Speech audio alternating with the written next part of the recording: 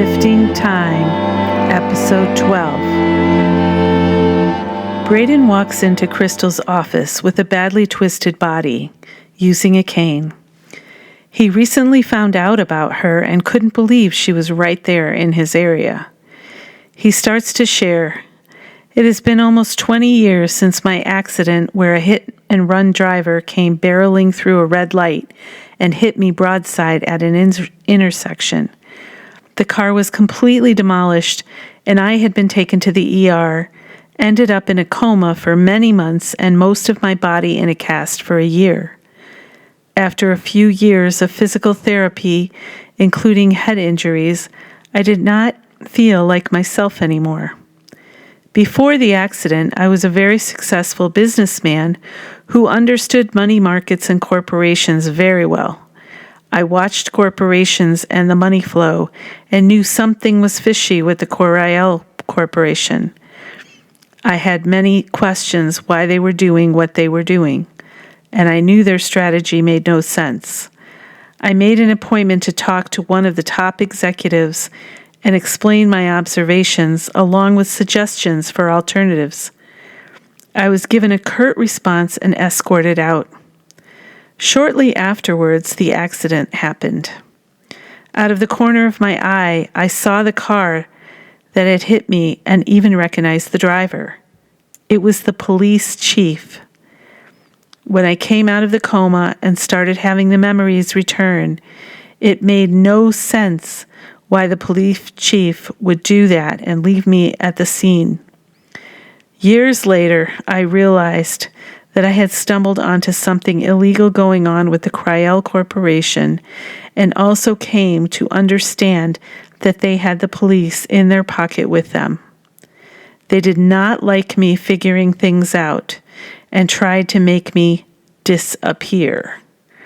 They did not realize that I was too stubborn to die and worked aggressively for years to heal. I was not myself. My brain did not function at the genius capacity that it once did. It had undergone too much damage. My body had been badly broken and also could not be put back together to function normally. I had been pretty wealthy and used my money to go all over the world in search of healing modalities that could help. I made some progress here and there, but not the substantial results I was looking for, particularly for my mental capacities. My funds have since run out, and I am living with my brother's family and on disability. Do you think this could in some way be past life related, even for some part of my healing?" Chrystal was taking this incredible drama and realizing how the energy ran so deeply through Chrystal. She let him know that she used to work there and quit after uncovering questionable scientific practices. They felt a camaraderie. She then responded to his question, "You will need to be very specific in your intention. The more specific you are, the more successful this work can be." He thought about it and replied, "My brain function is the most important to me. Getting my thinking back is my intention." Chrystal said, "Okay, then lay down and we can start. I will bring you to a place in nature and you will meet a guide." She explained the process and then began.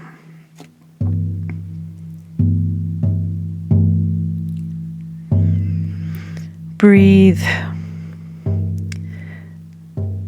Take some long, slow breaths. Allow your body to completely relax. Inhale. Exhale. You are surrounded by ascended masters and angels. You are loved. You are safe. Now find yourself in a place in nature. Braden interrupted. "I only keep seeing myself at the site of the accident.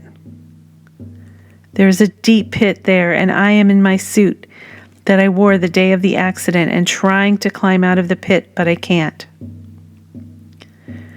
Chrystal realizes that this is a part of his soul that has jumped off from the trauma of the accident and needed to return.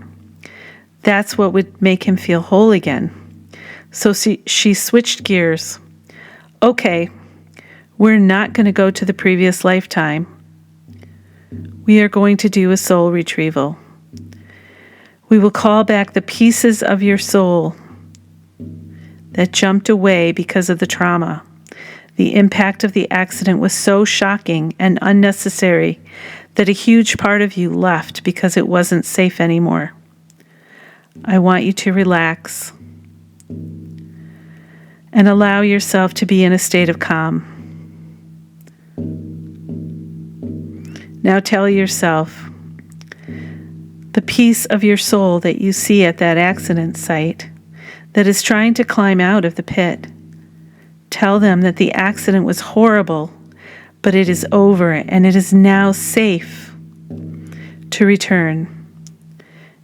You are surrounded by love and safe energies now, and you welcome yourself to come back. Now go back through your life to any other traumas that might have happened where you were so scared that a piece of you jumped off because it didn't feel safe. Call these pieces back to yourself one by one. Surround yourself with love. Open your arms to receive them. Welcome yourself back. All the ages. Some might be small children or teenagers. Let those parts of you know how loved they are and that you want them back. Braden says, the me in the suit came back and is with me now. He was able to climb out of the pit. I also see a small child me sitting in a tree after being yelled at harshly. And a teenager me after being teased badly by the other kids. Lots of pieces of me are returning, and we are embracing. It feels safe. It feels complete. Braden starts to cry, sobbing for the return of himself. Chrystal allows Braden some time to integrate.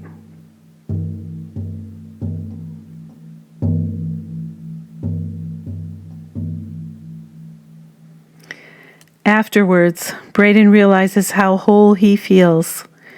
His brain is back. It was his soul that had jumped off all along. He says, "This is incredible. I feel whole for the first time in 20 years.